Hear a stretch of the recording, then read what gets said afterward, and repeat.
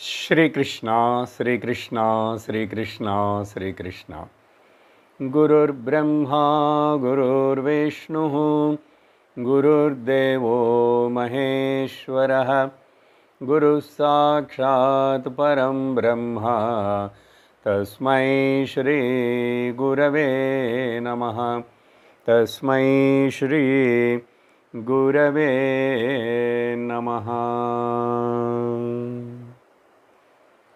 हरि ओम तत्सत्। వివేక చూడామణి 445వ శ్లోకం. అత్యంత కాముకస్యాపి వృత్తి కుంఠతి మాతరి తథైవ బ్రహ్మణి జ్ఞాతే పూర్ణానందే మనీషిణః. గడిచిన సత్సంగంలో ఈ శ్లోకం వరకు మనం అర్థాన్ని చూసాము. ఇక్కడ చెప్పబడుతున్న విషయం, మాట్లాడి ముగించిన విషయం, వాసనలు ప్రతి మనిషికి వాళ్ళ స్వభావానికి తగినట్లుగా, వాళ్ళ అలవాట్లకు తగినట్లుగా, పూర్వజన్మలోంచి వచ్చిన సంస్కారములకు తగినట్లుగా ఇక్కడ ఈ జన్మలో ఆ వాసనలు బయటికి వ్యక్తమవుతుంటాయి. మరి అలా వాసనలు బయటికి వ్యక్తమవుతున్నప్పుడు అవి వాటిని కడిగేసేందుకు, తొలగించేందుకు ఏదైనా అవకాశం ఉన్నదా అంటే శాస్త్రం చెప్తుంది, జ్ఞాన మార్గమునకు నువ్వు వచ్చి భక్తి మార్గం కూడా కొంత ప్రయోజనం పడుతుంది. కానీ జ్ఞాన మార్గం మాత్రమే పూర్ణముగా ప్రయోజనము పడి మనలో ఉన్నటువంటి ఆ వాసనలను, పూర్వజన్మ సంస్కారాలను, వాటన్నిటిని కూడా తొలగించి కడిగివేయగలదు జ్ఞానం. అలా చెప్తూ వస్తున్నప్పుడు ఈ 445వ శ్లోకంలో ఏం చెప్పారంటే, వాసనలు అందరికీ వాళ్ళ పర్సనాలిటీకి తగినట్లుగా, వాళ్ళ అహంకారానికి తగినట్లుగా, వాళ్ళ ఇష్ట అయిష్టాలనే వాసనలని చెప్పచ్చు. ప్రతి మనిషికి ఈగో ఉన్న ప్రతి మనిషి ఒక పర్సనాలిటీ ఉంటుంది కదా. వాళ్లకు, అతడికో ఆమెకో ఒక రాగద్వేషాలు, లైక్స్ అండ్ డిస్లైక్స్ ఉంటూనే ఉంటాయి. మరి ఈ లైక్స్ అండ్ డిస్లైక్స్ ఉన్నంత వరకు, రాగద్వేషాలను మనం వ్యక్తం చేస్తున్నంత వరకు మనకు సంసారంలో బంధము ఉంటూనే ఉంటుంది, దానివలన దుఃఖం ఉంటూనే ఉంటుంది. ఇప్పుడు ఈ ఆధ్యాత్మిక మార్గము, జ్ఞాన మార్గముకు రావటం వలన ప్రయోజనం ఏమిటంటే, రాగద్వేషాలను నువ్వు తగ్గించుకుంటావు. పూర్తిగా లేకుండా ఏ మనిషి ఉండడు. శరీరం ఉన్నంత వరకు రాగద్వేషాలు ఉంటాయి. కానీ అవి మంచివా చెడువా, నాకు ఆధ్యాత్మికంగా అభివృద్ధి చెందుటకు ఉపయోగపడుతున్నాయా లేవా అనేది మనం జాగ్రత్తగా శాస్త్రం చెప్పిన విధంగా మెజర్ చేసుకుంటూ, మనల్ని మనమే ఎవాల్యుయేట్ చేసుకుంటూ వెళ్ళాలి. ఇక్కడ అలా చెప్పేటప్పుడు ఏం చెప్తున్నారంటే, ఎప్పుడైతే నువ్వు శ్రవణ మనన నిధిధ్యాసనాలనే జ్ఞాన మార్గం యొక్క ముఖ్యమైన ఈ 3 సాధనలో నువ్వు పాల్గొంటుంటావో, దీంట్లో నువ్వు దీనికి ముఖ్యత్వం ఇచ్చి చేస్తుంటావో, అప్పుడు ఈ వాసనల అనేటువంటివి క్షయము క్రమముగా వాటంతట అవే తొలగిపోతుంటాయి. ఇక్కడ ఏం చెప్తున్నారంటే, ఒక ఉదాహరణ ఇచ్చారు. ఎంత కొంచెం చెడు అలవాట్లు ఉన్నవాడైనా సరే, ఏవైనా కామకర్మలు కానీ లేక దుష్టమైన వేరేదైనా కర్మలు కానీ వాళ్ళ తల్లిదండ్రుల ముందు చేస్తాడా? చేయడు. ముఖ్యంగా ఇక్కడ మాతరి అన్నారు, తల్లి ముందు. వాడికి చెడ్డ అలవాట్లు ఉన్నాయి, కామరూపంగా కానీ వేరే రకమైనటువంటి చెడు అలవాట్లు కానీ తాగుడు కానీ ఏవైనవి తల్లిదండ్రుల ముందు లేక దేవుడు ముందు, దేవుడ కంటే కూడా ఈ తల్లిదండ్రుల విషయం చెప్పాలి, తల్లిదండ్రుల ముందు చెయ్యడు. ఆ వాసన లోపల ఉన్నా కూడా అది బలహీనపడి లోపల దాక్కొనే ఉంటుంది కదా, దాక్కొని ఉంటుంది కానీ బలహీనపడిపోయింది, వ్యక్తపడదు. అదేవిధంగా ఎవరైతే ఈ బ్రహ్మజ్ఞానము బ్రహ్మచింతన కోసం తత్వచింతన చేస్తూ గురువును ఆశ్రయించి శ్రవణ మనన నిధిధ్యాసనాలు చేస్తుంటారో వాళ్లకు ఈ వాసనలు బలహీనపడిపోతాయి, లోపల దాక్కుంటే అని చెప్పాము ఉదాహరణల్లో. కానీ ఇక్కడ ఇంకా లోపల దాక్కోవటానికి కూడా అవకాశం లేదు. కాలక్రమములో నీ యొక్క శ్రద్ధాభక్తుల చేత, జ్ఞాన మార్గంలో నీ యొక్క ఇన్వాల్వ్మెంట్ చేత అవి క్రమముగా బలహీనపడి కనుమరుగైపోతాయి వాసనలు. ఇంకా వాటికి నువ్వు చిన్న చిన్నవి కొంచెం కొంచెం శరీర మనుగడ కోసం ఉండే కొన్ని రాగద్వేషాలు వాసనలు ఉంటుంటాయి. అది సహజంగా అవి జరుగుతూ ఉంటాయి. అవి వీడిని బాధించవు. కొత్త వాసనలు మరలా తయారవ్వవు. ఎవరు వీళ్ళు? బాగా శ్రవణము మననము నిధిధ్యాసనమని ఈ అభ్యాసాల్లో పాల్గొంటారో వాళ్ళని మనీషిణః అని పిలుస్తున్నారు శంకరాచార్యులు వారు. ఈ పదం నేను వచ్చే సత్సంగంలో ఎక్స్ప్లెయిన్ చేస్తానని చెప్పి అప్పుడు చెప్పాను. మనీషిణః అంటే మనువులో నుంచి పుట్టిన మనందరము మనుష్యులము, మనస్సున్న మనందరము మనుషులము. ఆ మనుషులలో కూడా మనువు నుంచి పుట్టాం, మనుషుడుగా పుట్టాం, మనస్సు ఉన్నది, కానీ మననము చేసేటువంటి శక్తి లేదు. మననం అంటే ధ్యానము చేసే శక్తి లేదు. మననం అంటే మౌనముగా ఉండే శక్తి లేదు. అప్పుడు ఆ మననము చేసే శక్తి లేని ఆ మనస్సు ఉన్న మనిషి వివేకుడు కాడు, అతడు అవివేకుడు. ఇప్పుడు ఇక్కడ మనీషిణః అంటే వివేకము ఉన్నవాళ్ళు, జ్ఞాన మార్గమును వాళ్ళు ఎన్నుకున్నారు, దానికి అర్హత వాళ్ళకు ఉన్నది. ఆ మార్గంలో గురువు చెప్పిన బోధన వింటూ ప్రయాణిస్తున్నారు. ఇంకా కొంచెం వివరం ఇస్తాను. ఈ మనీషిణః అని ఎందుకు ప్రత్యేకంగా శాస్త్రం ఆచార్యులు ఇట్లా ఉపయోగిస్తారంటే, శాస్త్రంలోనే ఉపనిషత్తుల్లో వేరే చోట ఈ విధంగా చెప్పబడింది. తపసా శ్రద్ధ. ఇప్పుడే కదా చెప్పాను, తపస్సు చేసే మననం చేసే మౌనము ఉండే శక్తి లేనివాడు అవివేకుడు, అమనీషి. ఇక్కడ మనీషి, మనీషిణః నిజమైన మనుష్యుడు అని చెప్పాలి. అతడు తపస్సు చేయడం చేత అంటే కొన్ని క్రమశిక్షణలు కొన్ని కట్టుబాట్లు పెట్టుకొని జీవితాన్ని అనుష్ఠానపూర్వకముగా తపోమయమైన జీవితముగా నడుపుతున్నాడు. ఆ తపస్సు చేత తపసా శ్రద్ధ, శ్రద్ధయా మేధా, మేధయా మనీషా, మనీషయా మనః. చూసారా? ఇప్పుడు ఈ ప్రాసెస్ తపస్సు చేసి శ్రద్ధను పొందాడు, శ్రద్ధ చేత మేధ పెరిగింది.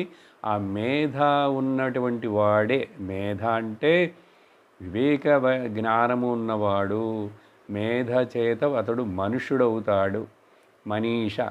అప్పుడు ఆ మనుష్యుడికి మనీషయా అయినటువంటి మనుషుడికి ఉన్న మనీషయా మనః, అప్పుడు మనసు సరిగ్గా పనిచేస్తుంది. ఆ మనస్సు ఇతడికి ఎసెట్గా ఉంటుంది కానీ లయబిలిటీ అవ్వదు. ఆ మనస్సు తనను బాధించదు. ఆ మనస్సు అతడికి భారం అవ్వదు. మనసా శాంతి. నిజమైన ఆ మనస్సు అలాంటి ఎసెట్ అయిన మనస్సు ఉంటే అక్కడ శాంతి ఉండాలి. శాంత్యా ఆత్మానం వేదయతి. అటువంటి శాంతమైన మనస్సు ద్వారానే విచారణ చేసి ఆత్మను తను అని తెలుసుకుంటాడు, తెలుసుకోగలడు. చూసారా ఎంత అర్థం ఉందో ఆ మనీషి అనే పదంలో. సరే, ఆ తరువాత ఈరోజు మరొక విషయాన్ని తీసుకొని ప్రస్తావన చేస్తున్నారు ఆచార్యులు శంకరుల వారు. ఈ 446 శ్లోకం నుంచి రాబోయే ఒక 20 శ్లోకాల వరకు దగ్గరగా ప్రారబ్ధమనేటువంటి ఓ కర్మ విషయాన్ని మాట్లాడుతున్నారు. శ్లోకం చదువుదాం, విషయంలోకి నిదానముగా ప్రవేశిద్దాం. నిదిధ్యాసనశీలస్య బాహ్య ప్రత్యయ ఈక్షతే బ్రవీతి శృతిరేతస్య ప్రారబ్ధం ఫలదర్శనాత్. ఇటువంటి ఈ మనీషికి నిదిధ్యాసన పరులైనటువంటి, చూసారా కరెక్ట్గా ఎట్లా కనెక్ట్ చేస్తున్నారో, ఆ టాపిక్ అయిపోయింది. ఇప్పుడు నీ నిదిధ్యాసనం చేస్తూ అంటే శ్రవణము చేస్తున్నాడు, మననము చేస్తున్నాడు, బాగా చాలా కాలంగా వింటున్నాడు, ఇప్పుడు కొంచెం తత్వ విషయములన్నీ అర్థమైనాయి.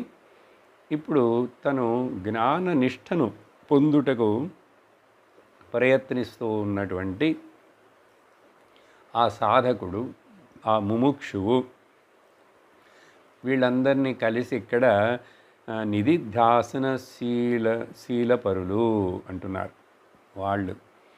వాళ్ళకి కూడా అనిపిస్తుంది, కనిపిస్తుంది, మనసులో తోచవచ్చు. ఏమని?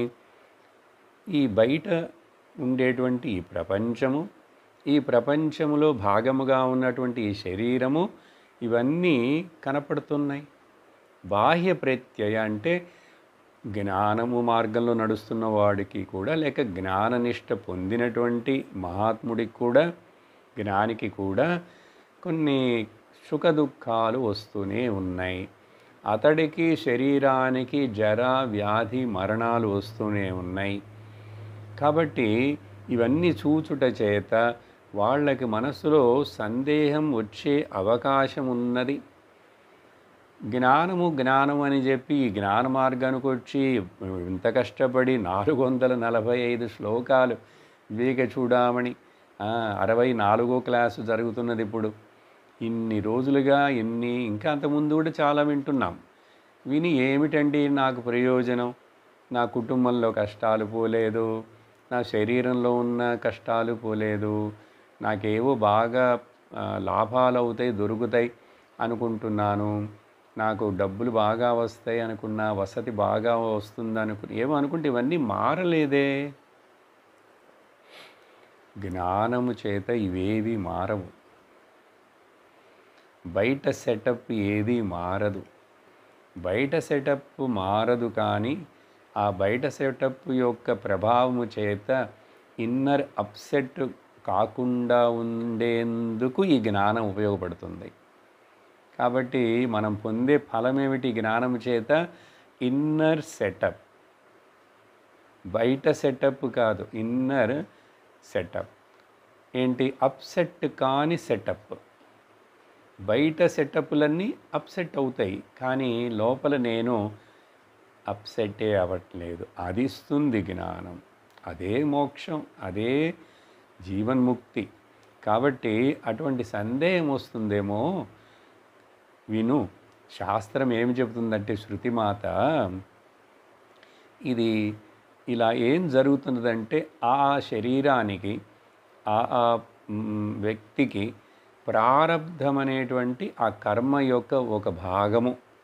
కర్మను సహజంగా 3 రకాలుగా శాస్త్రం చెప్తుంది. జరుగుతూ ఉన్నది ఇప్పుడు నేను అనుభవిస్తున్నాను అంటే ఆల్రెడీ డిస్పాచ్ అయ్యి పార్సిల్ రిలీజ్ అయ్యి వచ్చింది. దాంట్లో ఉన్నటువంటి నేను వస్తువులను తీసి ఇప్పుడు ఉపయోగిస్తున్నాను. ఆ పార్సిల్ ఏమిటంటే కర్మ యొక్క పార్సిల్. డిస్పాచ్ అయిన కర్మ పార్సిల్కి పేరు ప్రారబ్ధం. ఆ పార్సిల్ లోపల అక్కడ కొన్ని మంచివి, చెడ్డవి, సుఖమునిచ్చేవి దుఃఖమునిచ్చేటువంటి నా కర్మము దాని ఫలాలను ఇక్కడ నేను అనుభవించడానికి నాకు తయారై రిలీజ్ అయి వస్తూ ఉన్నాయి. కాబట్టి ఆరబ్ధ కర్మ ప్రారబ్ధం, ప్రకర్షణేన ఆరబ్ధం కర్మ ప్రారబ్ధము అంటారు. అంటే ఏంటి? అది వెల్ ప్లాన్డ్గా చక్కగా అది రిలీజ్ అయ్యి నాకు వచ్చింది. ఇప్పుడు నేను దాన్ని అనుభవించి తీరాల్సిందే, ఉపయోగించి తీరాల్సిందే అని చెప్పి శృతి చెప్తుంది. దాని యొక్క ఫల దర్శనమే నువ్వు ఇక్కడ చూస్తున్నటువంటి ఈ జరుగుతున్న ఈ శరీరానికి, నీ చుట్టూ ఉన్న వాళ్లకు, నీకు సంబంధించిన వాళ్లకు ఏమైనా జరగచ్చు. ఎవరికైనా ఏదైనా ఎప్పుడైనా జరగచ్చు, లాభం కానీ నష్టం కానీ. కాబట్టి ఈ ఒడుదుడుకులు, ఈ లాభ నష్టాలు, సుఖ దుఃఖాలు ఇవన్నీ కూడా నీవు ఆల్రెడీ చేసిన పూర్వజన్మ కర్మల యొక్క ఫలము రిలీజ్ అయి వచ్చింది. అది నువ్వు చూస్తున్నావు, ఈక్షతే అది చూస్తున్నావు. ఇది అందరికీ సమమండి. జ్ఞానికి కూడా సమమే, అజ్ఞానికి కూడా సమమే. ఏంటది? ప్రారబ్ధం అనుభవించటం అనేటువంటిది. మరి ఇంకప్పుడు ఏంటండి భేదం? నేను కష్టపడి వివేక చూడమని మీ క్లాసులన్నీ విని నాకేంటి లాభం అని అడిగితే దానికి సమాధానం ఏంటో తెలుసా? సరే బాబు, ఇది నువ్వు అని అజ్ఞానుడు ఈ ప్రారబ్ధాన్ని అనుభవించేటప్పుడు దానివలన అప్సెట్ అయిపోతుంటాడు,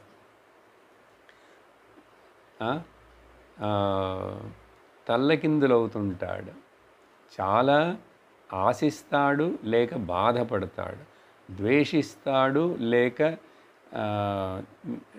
కోరుకుంటాడు, రాగపడతాడు లేక ద్వేషపడతాడు. కానీ నువ్వు ఇవి చదువుతున్నావా, ఇవి వింటున్నావు కదా, నువ్వు అప్పుడు జ్ఞాననిష్ఠుడు అవ్వాలని అనుకుంటున్నావు కదా, ఈ జ్ఞానము చేత నీకు అప్సెట్ అయ్యేటువంటి ప్రాబ్లం ఉండదు. ఒకటి.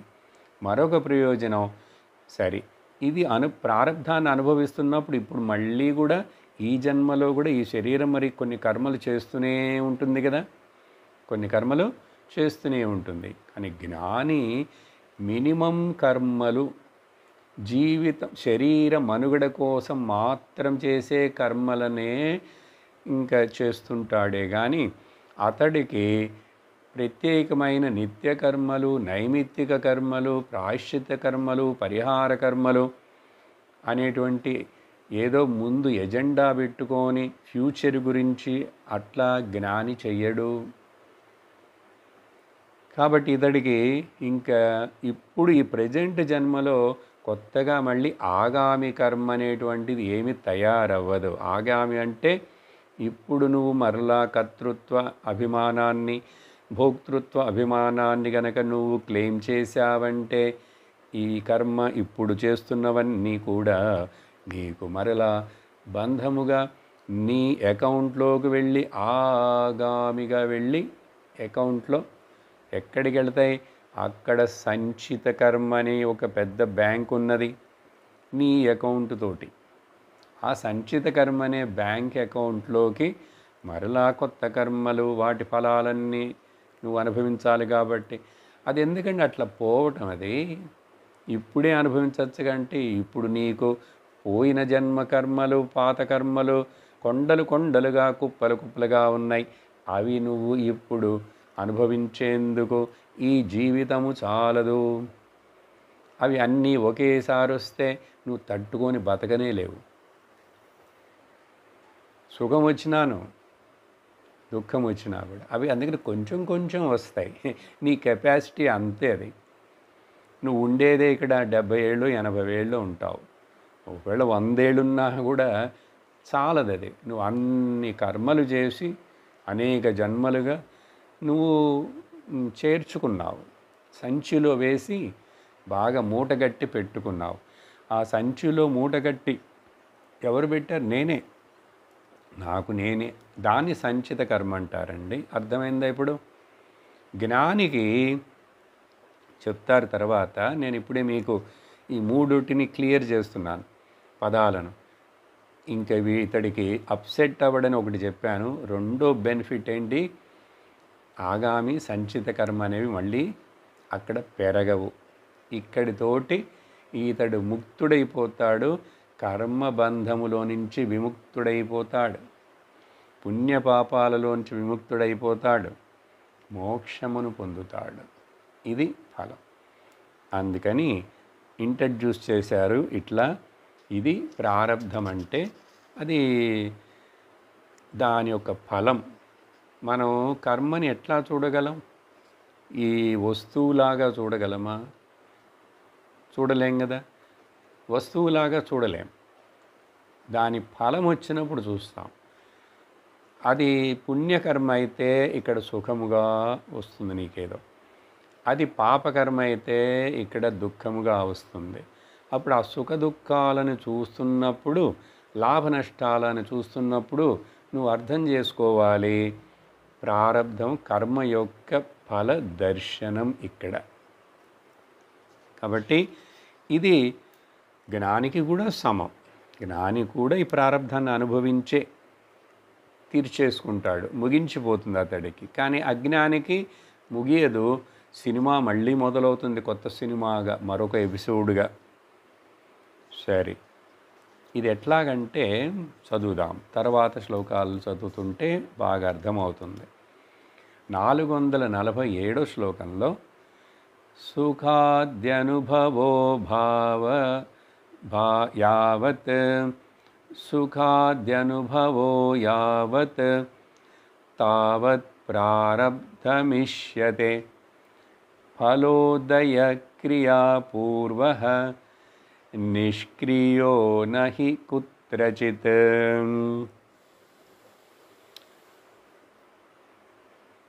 ముందు శ్లోకంలో ఫలదర్శనం అని చెప్పారు కదా, ఆ ఫలదర్శనానికి వివరణం ఇస్తున్నారు ఇక్కడ.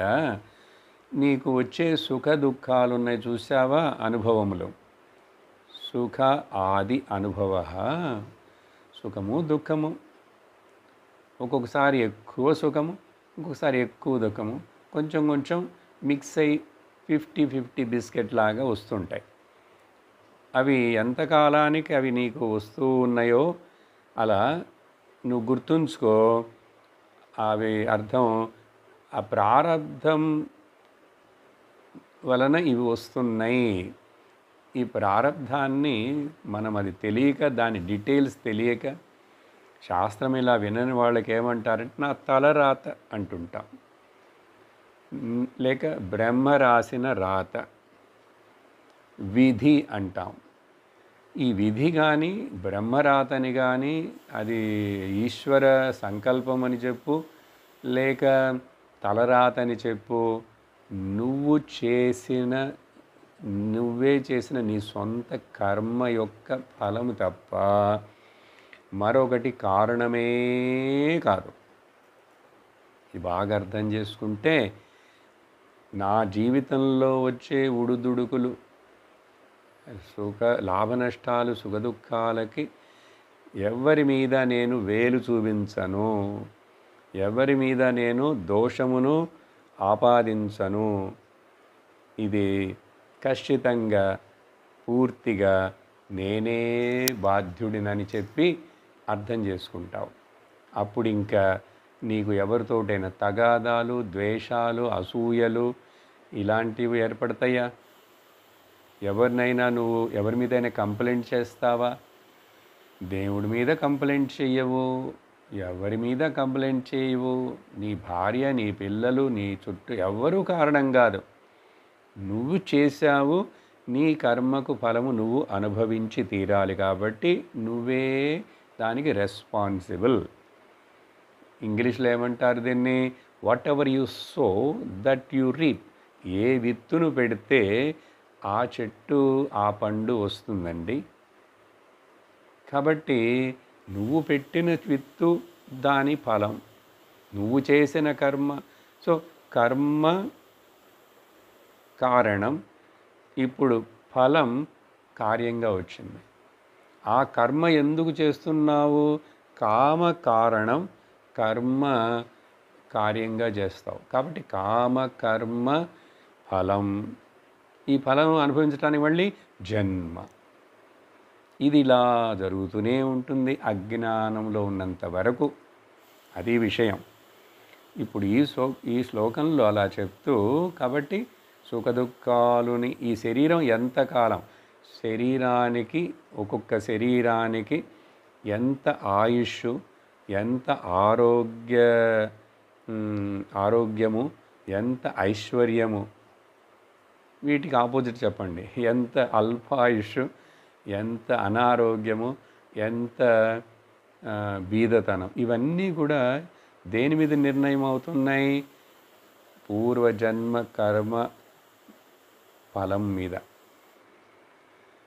అందువలన ఇది గుర్తుంచుకుంటే ఈ ఫలము ఉదయిస్తున్నప్పుడు అక్కడ అక్కడ నా కర్మ యొక్క, నా బ్యాంకులో నా అమౌంట్ యొక్క ఇంట్రెస్ట్ దాంట్లోంచి కొంచెం కొంచెం మెచ్యూరిటీ అయ్యి లేక డిపాజిట్ విడుదలై వస్తున్నది.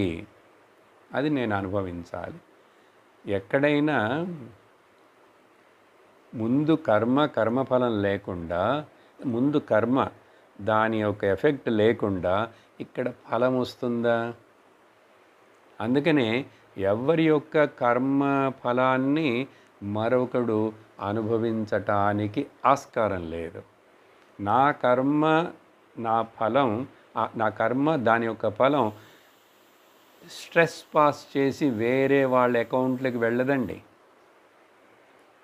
లోకల్గా అన్ని రకాలైనటువంటి డిజిటల్ మీడియా, ఎలక్ట్రానిక్ అన్నీ కూడా అప్పుడప్పుడు తప్పై మన ఇంటికి రావాల్సిన కొరియర్ వేరే ఇంటికి వెళ్ళొచ్చు. అలాగే నా అకౌంట్లో రావాల్సిన మనీ వేరే అకౌంట్లోకి వెళుతుంది. మిస్టేక్స్ జరుగుతుంటాయి ఇక్కడ. కానీ ఈ కార్మిక్ ఫంక్షన్లో ఇక్కడ మిస్టేక్ జరిగేందుకు ఆస్కారమే లేదు. ఎందుకంటే అది అంత perfect. Cosmic intelligence, the law of కర్మ ఈజ్ సో పర్ఫెక్ట్. అర్థమైందా? అందుకని కరెక్ట్గా నీకే వస్తుంది. భార్య చేస్తే కూడా భార్యకే అవి, ఓకే, భర్త చేస్తే భర్తకే అవి. కానీ పురాణాల్లో కొన్ని కథల్లో కొన్ని చెప్తారు, అది ధర్మశాస్త్రం కింద వస్తుంది. ఏమిటంటే భార్య గనక పాపం చేస్తే అది భర్తకు వెళుతుంది. అది భర్తకు వెళుతుంది. భర్త గనక పుణ్యం చేస్తే అది భార్యకు వస్తుందిట. అప్పుడు ఏం చేయాలి వీళ్ళిద్దరూ? భర్త భార్యను పాపం చేయకుండా జాగ్రత్తగా చూసుకుంటూ ఉండాలి. భార్య భర్తను పాపం చేయనీయకుండా జాగ్రత్తగా చూసుకుంటూ ఉండాలి. అందుకనే చెప్పారు ఈ రెండు విషయాలు. ఇది నిజమే. అర్థమైందా ఇప్పుడు? అందుకని భార్య పుణ్యం చేస్తే నీకు రాదు భర్తకి, అలాగే భర్త పాపం చేస్తే భార్యకి రాదు. చూసారా, రెండు ఆపోజిట్గా ఉన్నాయి. మరి అదే దాంపత్యం, కుటుంబం, భార్యాభర్తలు. సరే, ఆ విషయాన్ని అట్లా ఉంచండి. ఇక్కడ ప్రశ్నిస్తున్నారు, కర్మ అనేది చేసి లేదు, కర్మ లేకుండా ఫలం అనేది ఎక్కడన్నా వస్తుందా? కర్మ అనేది లేకుండా ఫలం ఏదైనా వస్తుందా? రాదు. ఇప్పుడు శబ్దం వచ్చిందంటే ఇక్కడ కర్మ ఏదో జరిగింది కదా. అప్పుడు ఈ కర్మ అనేది జరగకుండా ఆ శబ్దం అనే కార్యం వస్తుందా? రాదు. అలాగే ఎక్కడైనా కుత్రచి నిష్క్రియ నహి, క్రియ లేదు కానీ ఫలం వచ్చిందంటే రాదు. ఇదే మన మనుషులందరము వాపోయేది. ఏంటి?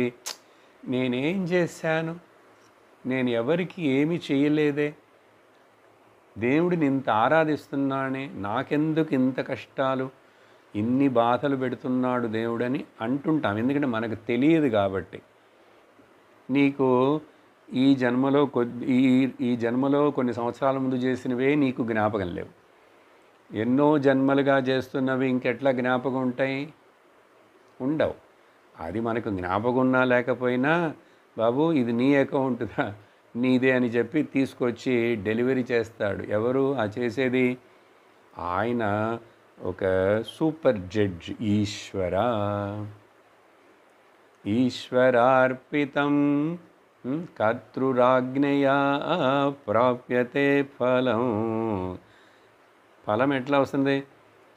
కర్తృ, ఆ క్రియేటర్, ఈశ్వరుని యొక్క డిపార్ట్మెంట్ అది.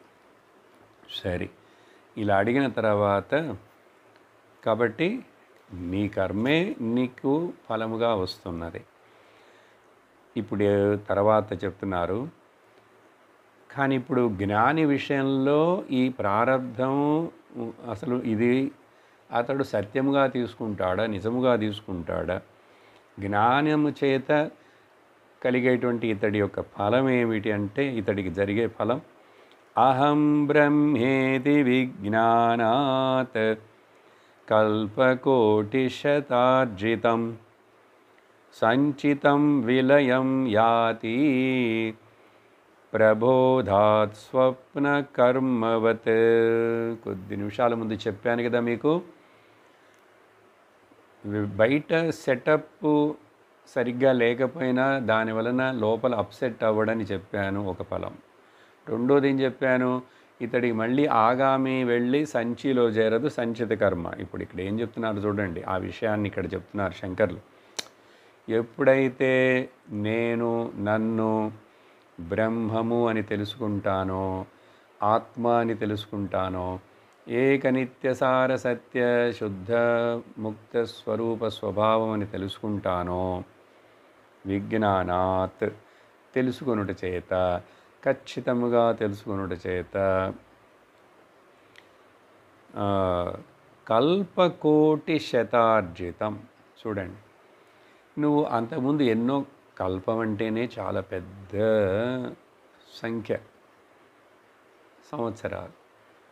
అట్లాంటి కోటి శత, ఒక చూడండి ఎగ్జాజరేట్ చెప్తున్నారు. చాలామందికి ఏంటంటే, మరి ఈ జ్ఞానము మీరు చెప్పే ఈ వివేక చూడామణి, తత్వబోధ, శ్రవణమన నిధ్యాసన మాత్రం చాలా అండి. నాకు ఇంకా భయంగా ఉన్నది. మరి నేను ఏమైనా మంచి వేరే కర్మలు చేసుకోవద్దా? తీర్థయాత్రకి పోవద్దా? లేకపోతే అప్పుడప్పుడు శని గ్రహాన్ని చుట్టి రావద్దా? ఏదైనా మరి అదే చేయమంటారు. ఏదైనా వాళ్ళు అడుగుతున్నావంటే నీకు వివేక చూడామని అర్థం కాలేదని అర్థం.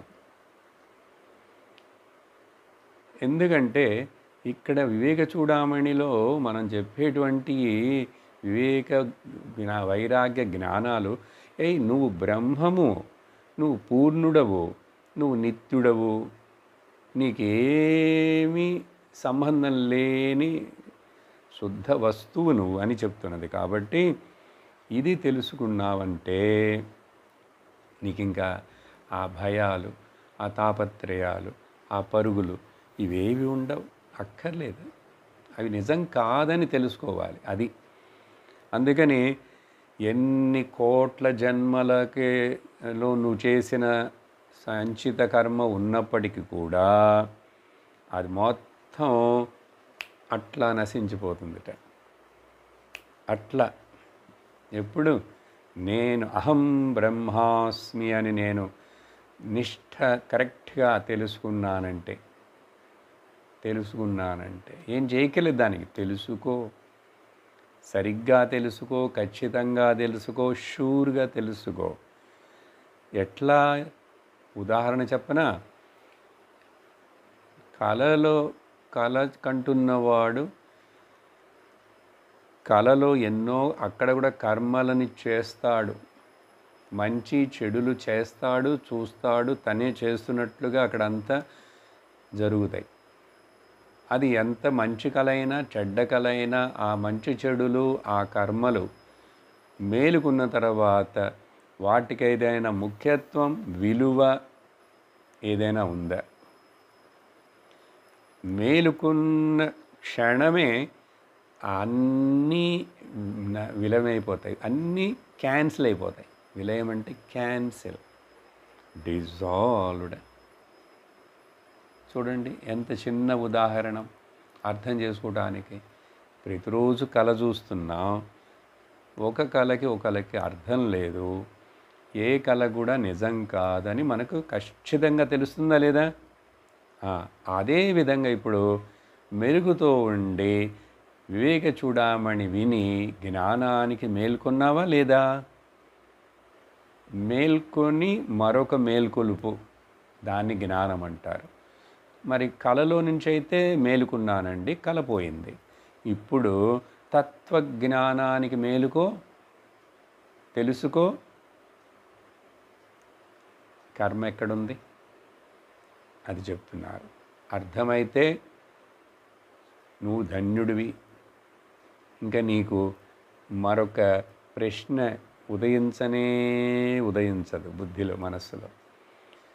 ఏదో ప్రశ్న వస్తున్నదంటే మళ్ళీ జాగ్రత్తగా బాగా విను, ఇంకా ఇంకా విను. అది కాబట్టి అహం బ్రహ్మేతి విజ్ఞానాత్ ఉదాహరణ చూసారు, సింపుల్. దీనికి మరి కొన్ని చోట్ల ఇప్పుడు ఏంటి ఇక్కడ మనకు ముఖ్యమైన పదం అహం బ్రహ్మాస్మి మంత్రం. దీన్ని మంత్రంగా అనుకోండి, తీసుకోండి. అహం బ్రహ్మాస్మి, కానీ మెకానికల్గా చెప్పేది కాదు, యాంత్రికంగా అర్థమైపోయి అనుభవపూర్వకంగా చెప్పాలి. అర్థమయ్యి అనుభవపూర్వకంగా చెప్తున్నావంటే, తెలిసిందంటే అర్థం నీలో శోక మోహ భయ సందేహాలన్నీ వెలగిపోయినాయి అని అర్థం. వెలగిపోతే నువ్వు జ్ఞాననిష్ఠుడు అయినావని అర్థం. మరొక చోట ఇక్కడ ఏం చెప్తారంటే ఈ విషయాన్ని, అహం బ్రహ్మాస్మి మంత్రోయం బుద్ధివ్యాధి వినాశయేత్. ఈ అహం బ్రహ్మాస్మి అనే మంత్రము చేత, మంత్రమని చెప్తున్నారు అక్కడ, ఇది బుద్ధిని కూడా, బుద్ధి అనే వ్యాధిట. ఇప్పుడు కర్మయోగం అని చెప్తున్నంత వరకు మనం శరీరమనే పట్టుకునే ఉంటాం. దేహాత్మభావ, దేహం ముఖ్యం. ఈ దేహం ఇక్కడ పోయిన తర్వాత మరలా ఇది స్వర్గానికి వెళ్ళి మంచి దేహాన్ని పొందాలి, లేక వచ్చే జన్మలో మంచి చోట పుట్టాలి. ఇదంతా ఏంటి? కర్మయోగంలో చేసేటువంటి కర్మకాండ చేత ఈ దేహానికే మనం కట్టుబడి ఉంటున్నాం. అలాగే ఉపాసన మండలంలోకి వచ్చినప్పుడు అక్కడంతా మనస్సుతోటే మనం బంధించబడి ఉంటున్నాం. జ్ఞానయోగంకి వచ్చినప్పుడు బుద్ధి దగ్గరకు వచ్చాం. ఆ బుద్ధిలో ఉన్నటువంటి బంధమును కూడా, బుద్ధి అనేటువంటిది కేవలం ఒక రిఫ్లెక్టెడ్ మీడియం మాత్రమే. అక్కడ అది కూడా మనం దాటి ట్రాన్సెండ్ చేసి వెళతాం, ట్రాన్సెండ్ చేస్తాం, దాటేస్తాం. అందుకని ఇక్కడ బుద్ధి వ్యాధి వినాశయేత్. మరొక ఇలా 2-3 వార్తలు ఉన్నాయి. అహం బ్రహ్మాసి, అహం బ్రహ్మాస్మి చిత్తబంధం నాశయేత్. చిత్తం అంటే ఇక్కడ మెమరీ అండి. మనకి మెమరీ కొంచెం సాధారణ లౌకిక జీవితానికి ఉపయోగపడుతుంది నడుపుకుంటానికి, కానీ చాలాసార్లు ఈ మెమరీ పెద్ద ప్రాబ్లం అవుతుంది. అక్కర్లేనివి, చెడ్డవి, బాధ కలిగించినవి అవన్నిటినీ గుర్తుపెట్టుకుంటాం. మెమరీ కూడా కళ లాంటిదే. అసలు ఏముంది అది అక్కడ, కానీ చాలా ముఖ్యస్థం. అందుకని చిత్త బంధం, ఆ మెమరీ యొక్క బంధం కూడా తొలగిపోతుంది. చిత్తవృత్తి నాశయేత్. ఇంకా చిత్తంలో వచ్చేటువంటి అనేక వృత్తులు ఉన్నాయి, కానీ అన్ని వృత్తులు అహం అనే వృత్తిని చుట్టుకొని అన్నీ ఉన్నాయి. ఈ అహం వృత్తి అనేది లేకపోతే ఇదమనే ఈ వృత్తులన్నీ ఉండవు కదా. అప్పుడు ఈ అహం అనేటువంటిది అహంకారం అనే వృత్తి కాదు, అది అఖండ అహం బోధం.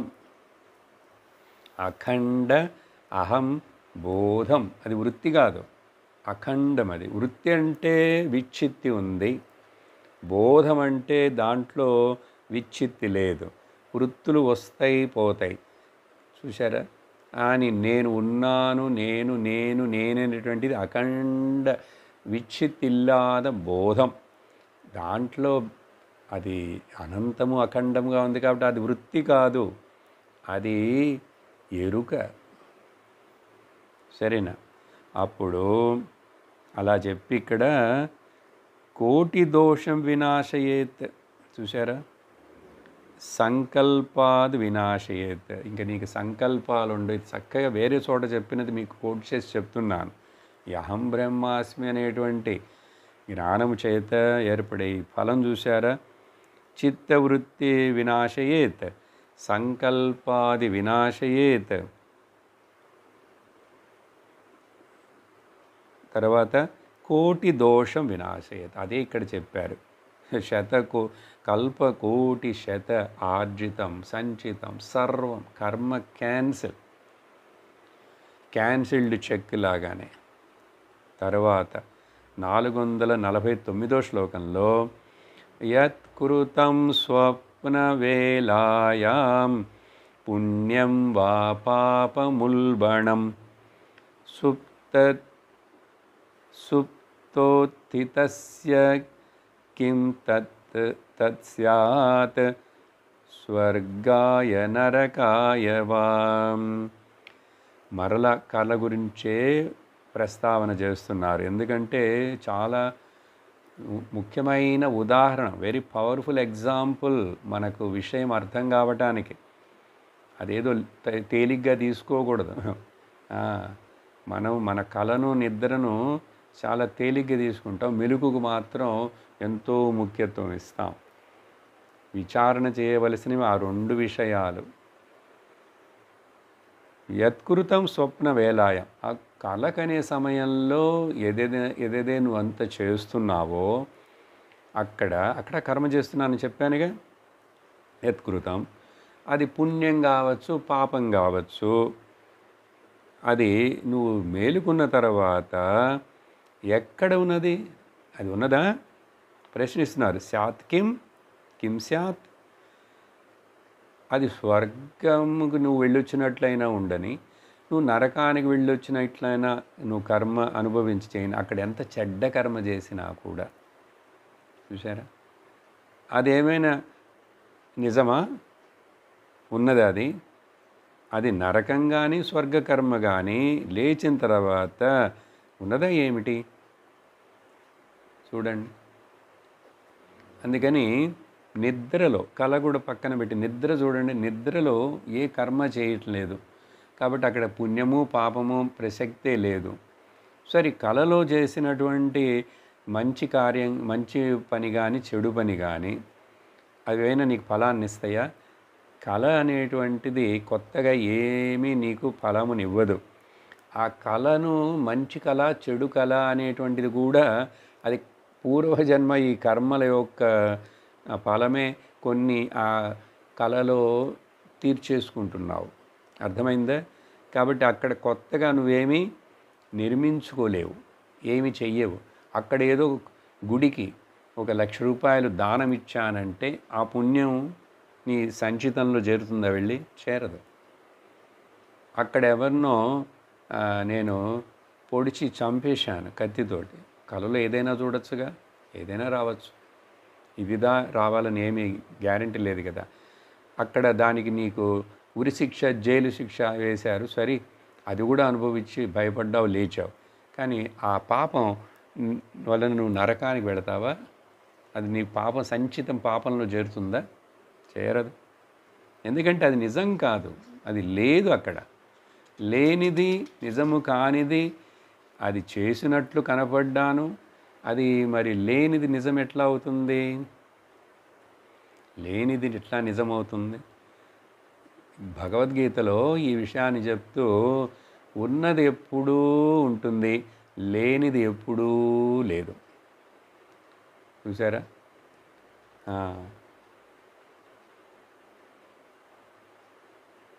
ఎప్పుడు ఉన్నది ఉంటుంది ఎప్పుడు. నాసతో విద్యతే భావః నాభావో విద్యతే సతః. అసత్తుకి ఎప్పుడూ సత్యత్వం లేదు, సత్యత్వమునికి ఎప్పుడూ అసత్యత్వం లేదు. అంటే ఉన్నది ఎప్పుడూ ఉంటుంది, లేనిది ఎప్పుడూ లేదు. చూసారా? ఇది కొంచెం లోతుగా చింతన చేయాలి. తర్వాత 450వ శ్లోకంలో స్వమసంగముదాసీనం పరిజ్ఞాయ నభో యథా న శ్లిష్యతి చ యత్కించిత్ కదాచిద్ భావి కర్మభిః. మరొక మెట్టు పైకి హై లెవెల్లో చెప్తున్నారు. అహం బ్రహ్మాస్మి అనే మంత్రము అది అని నువ్వు గుర్తుంచుకో, అదే తలుసుకుంటుండు. ఇప్పుడు ఇక్కడ అటువంటి బ్రహ్మమైనటువంటి నేను స్వం అసంగం, నాకు ఈ కర్మ, ఈ నామరూప మిథ్య కలలాంటి ఈ ప్రపంచముతోటి సంబంధమే లేదు. నమ్మటం చాలా కష్టం, వినుటకే కష్టంగా ఉందండి. మెలుకు అని కూడా మీరు కల అంటారేంటి? నేననలేదు, ఉపనిషత్తు చెప్తుంది. బ్రహ్మజ్ఞానులైనటువంటి ఆచార్యులు చెప్తున్నారు, శంకరులు చెప్తున్నారు. కాబట్టి నన్ను తిట్టకు, నా మీద కోపపడకు, సరేనా? కాబట్టి స్వం అసంగం, నేను యాజ్ ఇట్ ఈజ్, నేను నేను శుద్ధ అహం. ఆ నిద్రలో దేనితో సంబంధం లేకుండా ఆనందంగా ఉన్నాను, చూసారా? అదే ఇప్పుడు ఉన్నదండి, ఇప్పుడు ఉన్నదండి అదే. కానీ భ్రమ చేత, ఆరోపణ చేత, అధ్యారోపణ చేత ఏంటేంటో కల్పించి ఆ మనస్సుని అట్లా ఫ్యాంటసీలోకి అలౌ చేస్తుంటే నిన్ను డాన్స్ ఆడిస్తుంది. అసంగము అదే మాత్రమే కాదు, ఉదాసీనం. నేను ఇవన్నీ నాకు తెలుస్తున్నాయి, కళ కూడా తెలిసింది. కానీ కళ చూసేటప్పుడు ఎవడు కళని కళ్ళ అనటం లేదండి, అనలేడు. కానీ ఇప్పుడు మెలుకు అని కళని చూస్తూ కూడా ఇది కళ్ళ, ఇది కళ అని చెప్పి ఈ జ్ఞానము చేత నేను డిక్లేర్ చేస్తాను, ధైర్యంగా డిక్లేర్ చేస్తాను, ధీరుడుగా. ఇది తెలుసుకొని నేను ఉదాసీనుడను, నేను అసంగుడను, అసంగోహం అసంగోహం అసంగోహం పునః పునః. ఇది గుర్తుంచుకోవాలి.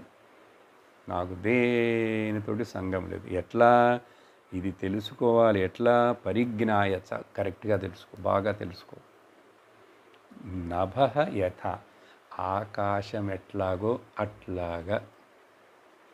ఎన్నిసార్లు చెప్పాము ఆకాశం ఉదాహరణ కదా, శంకరాచార్యుల వారు చెప్పారు. మధ్య మధ్యలో నేను గుర్తు చేస్తూనే ఉన్నాను.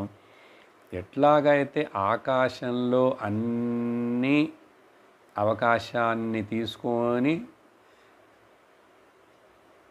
ఆకాశంలో అన్నీ పుడుతున్నాయి, నిలుస్తున్నాయి, కనపడుతున్నాయి, కనుమరుగైపోతున్నాయి. ఏమి జరిగినా కూడా ఆకాశానికి ఏమైనా అయిందా? ఆకాశానికి ఏదైనా అంటుకున్నదా? ఆకాశం ఎప్పుడైనా దేని గురించైనా కంప్లైంట్ చేస్తున్నదా? ఉదాసీనంగా ఉంది, ఇండిఫరెంట్. ఎందుకంటే నాలో జరిగే ఇవన్నీ కూడా కేవలం ప్రొజెక్షన్స్, మిథ్య మాత్రం, కలలు, కలలాంటివి. అప్పుడు నాకెందుకు అంటుకుంటావి? నేను అంతటా వ్యాపించి ఉన్నటువంటి వాడను, ఆకాశంలాగా. ఏవో చిన్న చిన్నవి పట్టుకొని కుటుంబము, భార్య, పిల్లలు, ఆస్తి పాస్తి, ఉద్యోగం అని అల్పంగా చింతిస్తావు, భూమాగా ఏం చింతించవు. అల్పముగా చింతించావంటే అల్పే సుఖం నాస్తి, దాంట్లో సుఖం లేదంటుంది చాందోగ్యం. భూమాయేవ సుఖం, నీ స్వరూపమే సుఖస్వరూపం. కాబట్టి ఆకాశంలాగా న శ్లిష్యతే చ యత్కించిత్ కదాచిత్ భావి కర్మభిః. ఇదే విధంగా ఆకాశానికి అంటుకోని విధంగా, ఆకాశానికి ఎప్పుడు అంటుకోలేదు. పోయిన 20th సెంచరీలో కొన్ని ప్రాబ్లమ్స్ ఉన్నాయండి ఆకాశానికి. ఇప్పుడు 21st సెంచరీలో ఆ ప్రాబ్లం లేవు. కానీ 22nd సెంచరీలో కొత్త ప్రాబ్లమ్స్ రావచ్చుట. ఎవరికి? ఆకాశానికి. అట్లా ఏమైనా ఉన్నదా? పాస్ట్, ప్రజెంట్, ఫ్యూచర్ ఏమైనా ఉందా? కాబట్టి ఇక్కడ యత్కించిత్ కదాచిత్, ఎన్నటికీ, ఎప్పుడు, ఎక్కడ. నా శ్లిష్యతి చ, శ్లిష్యతి అంటే అంటుకోనే లేదు, టచ్ అవ్వలేదు, ఎఫెక్ట్ లేనే లేదు. అట్లాగా ఈ జ్ఞానికి కూడా భావి కర్మ, ఫ్యూచర్లో కర్మలు ఏమవుతాయో, ఫ్యూచర్ ఎట్లా ఉంటుందో. ఫ్యూచరా? ఎక్కడుంది ఫ్యూచర్? పాస్ట్ ఎక్కడుంది? Past is dead, future is unborn. ఉన్నదేంటో తెలుసా? సత్యం ఇక్కడ ఇప్పుడు, జ్ఞానం ఇక్కడ ఇప్పుడు. సత్యం జ్ఞానం అనంతం బ్రహ్మ. కాబట్టి ఇప్పుడు ఇక్కడ గుర్తించాల్సింది ఈ విషయాన్ని. నువ్వు పోస్ట్ పోన్ చేసి మాట్లాడేది కాదు. పోస్ట్ పోన్ చేసావంటే నష్టపోతావు. ప్రెజెంట్లో ఉండు. Present is the presence of the your presence. నువ్వు ఇప్పుడు ఇక్కడ. అందుకని ఇప్పుడు జ్ఞానం, నేను జ్ఞాన స్వరూపుడు, నేను బ్రహ్మమని ఇప్పుడు డిక్లేర్ చేయాలి దీనికి. అందుకని ఇలా చెప్పి, అర్థమైందా? బాగా అర్థమైందా? అప్పుడు అందుకని ఆకాశం ఉదాహరణ తీసుకో, కళని ఉదాహరణాన్ని ఎప్పుడు విచారణలో పెట్టుకో. మరలా మోహపడకు, భ్రమపడకు. 451లో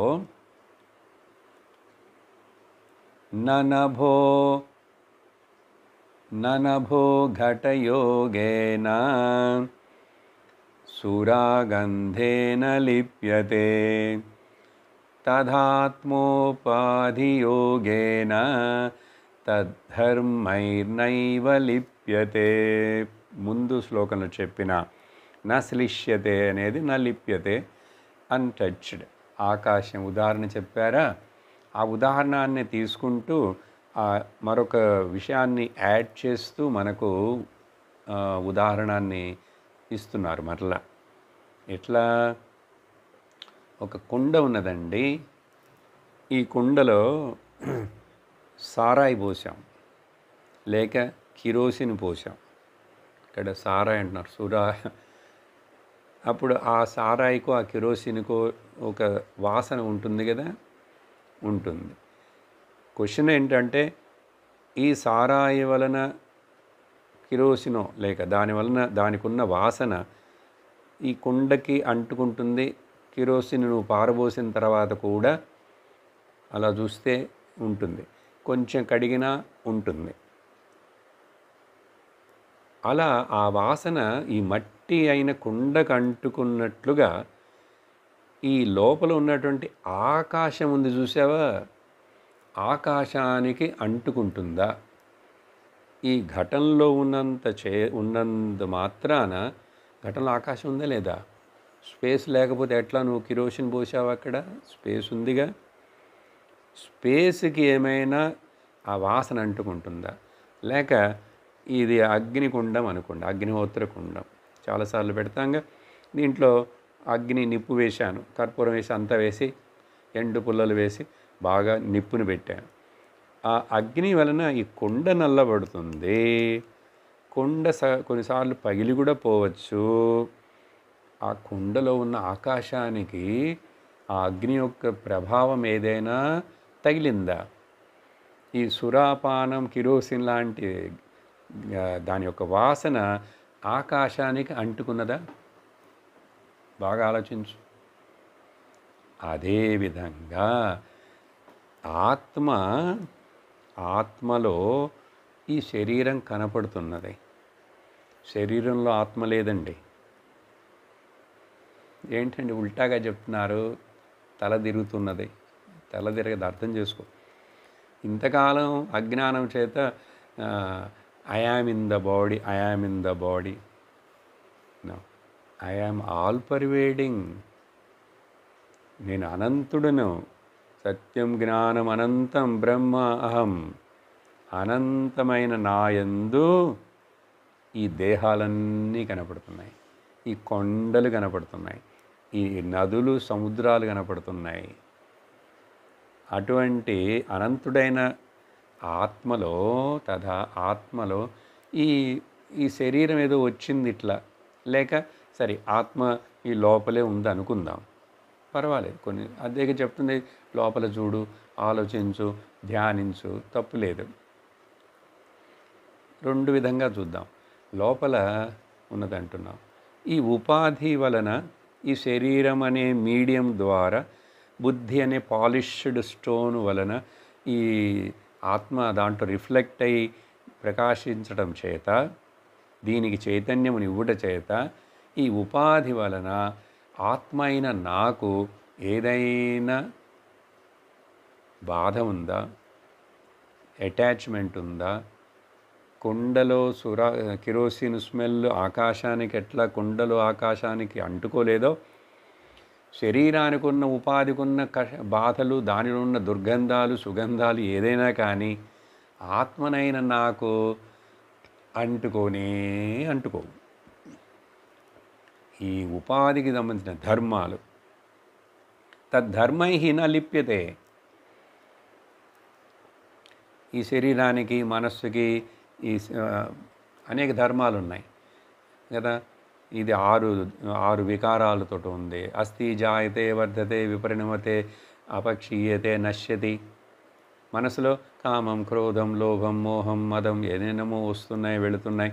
కొంచెం అట్లా ఉంటుంది, కొంచెం ఇట్లా ఉంటుంది. 3 గుణాలు ఆడుతూనే ఉన్నాయి. 3 అవస్థలు, మెలకువ, నిద్ర, కల వస్తున్నాయి, పోతున్నాయి. ఇవి ఏవి జరిగినా కూడా వాటి ధర్మాలు అవి నాకు, ఆత్మనైన బ్రహ్మనైన నాకు అలాగే అంటుకోనే లేదు. నా లిప్యతే, ఎన్నటికీ కొంచెం కూడా అంటుకోదండి. అసలు అంటుకోదు.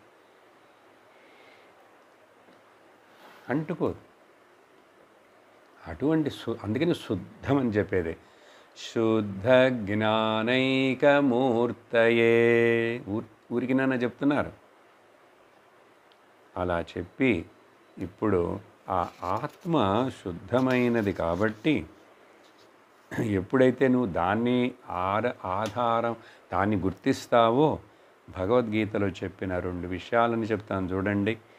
బ్రహ్మణ్యాధాయ కర్మాణి సంగం త్యక్త్వా కరోతి యః. అదే ప్రారబ్ధం వలన కర్మలు చేస్తున్నాం. కొంతమంది జ్ఞానులు ఒకే చోట కూర్చుంటారు, మౌనంగా కూర్చుంటారు. కొంతమంది నడుస్తుంటారు, కొంతమంది ఉపన్యాసాలు ఇస్తుంటారు, కొంతమంది పుస్తకాలు రాస్తారు. ఏవైనా చెయ్యని బ్రహ్మణి ఆదాయ, వాళ్ళు బ్రహ్మమని తెలుసుకొనే ఈ ఉపాధి మూలంగా ఏదైనా 10 మందికి ఏదో చెప్పి చేద్దామనుకుంటే చేస్తారు. లోక సంగ్రహార్థం, వాళ్ళకేమీ ఆశ లేదు, ప్రయోజనం లేదు. సంగం త్యక్త్వా కరోతి. చూసారా, అటాచ్మెంటే లేదు వాళ్ళకి. లిప్యతే నస పాపేభ్యః పద్మపత్రమివాంస. వాళ్ళకి ఈ పుణ్యపాపాలు ఏవి అంటుకోవు. ఎట్లాగంటే నీళ్ల మీద ఉన్న తామరాకు మీద ఉన్న నీళ్ల బొట్టు ఎట్లాగైతే ఆ తామరాకును అంటుకోదు, కానీ దాని మీదే ఉంటుందో ఆ విధంగా. చూసారా, అందుకని జ్ఞానము చేత సర్వ కర్మలు ప్రారంధం ఏంటి అన్నీ నశించిపోతాయి. ఇంకా లోతుగా చెప్తారు. మరో ఒక శ్లోకాన్ని చదివి ఆపేస్తాను. సరే. జ్ఞానోదయాత్ పురారబ్ధం కర్మ జ్ఞానాత్ న నశ్యతి అదత్వా స్వఫలం లక్ష్యం ఉద్దిశ్యోత్కృష్టబాణవత్. కాబట్టి జ్ఞానం వచ్చిందండి నాకు ఇప్పుడు. మీరు చెప్పారు, బాగా చెప్పారు, నాకు అర్థమైంది. నేను బ్రహ్మమునే. జ్ఞానోదయం అవ్వటానికి ముందు ఆల్రెడీ శరీరం వచ్చిన్నదిగా. సరే, వచ్చింది, మంచిది, ఉపయోగించుకున్నావు. సత్సంగానికి వచ్చావు, శ్రవణం చేస్తున్నావు, నువ్వెవరో తెలుసుకున్నావు, గుడ్. కానీ ప్రారంధం చెప్పాను కదా కొంచెం సేపటి ముందు, మరి జ్ఞానం వస్తే నాకు అన్ని రోగాలు పోతాయండి? పోవు. మా అబ్బాయికి ఉద్యోగం వస్తుందో రాదో తెలియదు. మా పిల్లకి పిల్ల పుడుతుందో లేదో తెలియదు. ఇవన్నీ ఎదురు చూసి వచ్చేవాడికి జ్ఞానం వంట పట్టదు. వాడు ఏదో లోక విషయాన్ని ఆశించి వస్తున్నాడు, ఆ భక్తిలో దేవుడి దగ్గరికి పోయినట్లు. ఇక్కడ ఏం చెప్తున్నారు చూడండి. ఆ ప్రారంధం ప్రారంభమైంది కదా, కానీ జ్ఞానం ఇప్పుడు వచ్చింది. ఆరంభమైనటువంటి కర్మ జ్ఞానాత్, ఇప్పుడు ఆ కర్మ, ఆరబ్ధ కర్మ జ్ఞానం చేత మొత్తం ఇప్పుడే క్యాన్సిల్ అయిపోతుందండి. పోదు, నా నశ్యతి. ఎట్లాగైతే ఒక బాణాన్ని, ఒక బాణమును విల్లు నుంచి వదిలాడండి, వదిలితే అది లక్ష్యమునకు పోయి గుచ్చుకొని తగిలి కానీ కింద పడదు కదా. అదేవిధంగా ప్రారబ్ధం ఏమైంది? వదిలిన బాణం లాంటిది. అది పోయి దాని స్పీడ్ కొంచెం తగ్గి అక్కడ కింద పడుతుంది. స్పీడ్ తగ్గి పడుతుంది, లేకపోతే లక్ష్యమును గుచ్చుకొని కింద పడిపోతుంది. దాన్ని ఇంకెవరి మధ్యలో ఆపలేరు. అదేవిధంగా ఈ ప్రారబ్ధం అనేటువంటిది విల్లు నుంచి విడవబడినటువంటి బాణము లాంటిది. దీనికి చిన్న ఎగ్జాంపుల్ చెప్పి ఆపేస్తాను. ఫ్యాన్ అండి తిరుగుతున్నది 3లోనూ 4లోనూ స్పీడ్గా. స్విచ్ ఆపాను, ఆపితే వెంటనే ఆగిపోతుందా? ఆగదు. ఎందుకంటే దానికి ఆల్రెడీ ఒక స్పీడ్ మొమెంటం, దాంట్లో బేరింగ్ ఉంటుంది, తిరుగుతుంది. కాబట్టి కరెంట్ కట్ చేసినా కూడా అది కొంచెం సేపు తిరిగి స్లో అయి ఆగిపోతుంది. అదేవిధంగా ఈ ప్రారబ్ధం అనేది తీరిపోయి ఈ శరీరం పడిపోతుంది. ఇంకా అక్కడితోటి అది ఎండ్ అవుతుంది. జ్ఞానికి మరొక శరీరం రాదు, కానీ అజ్ఞానికి సంచిలో చాలా ఉంది కాబట్టి మళ్ళీ ఇంకొక శరీరం. జ్ఞానికి అట్లా అవదని చెప్పాం కదా. ఇంకా చెప్తారు, బాగా చెప్తారు, లోతుగా చెప్తారు, మనల్ని ఇంకా హైట్కి తీసుకెళ్తారు. ఈ రాబోయే 10-15 శ్లోకాలలో వచ్చే సత్సంగంలో విందాం. ఓం పూర్ణమదః పూర్ణమిదం పూర్ణాత్ పూర్ణముదచ్యతే పూర్ణస్య పూర్ణమాదాయ పూర్ణమేవావశిష్యతే. ఓం శాంతి శాంతి శాంతి. హరి ఓం శ్రీ గురుభ్యో నమః. హరి ఓం. హరి ఓం తత్సత్.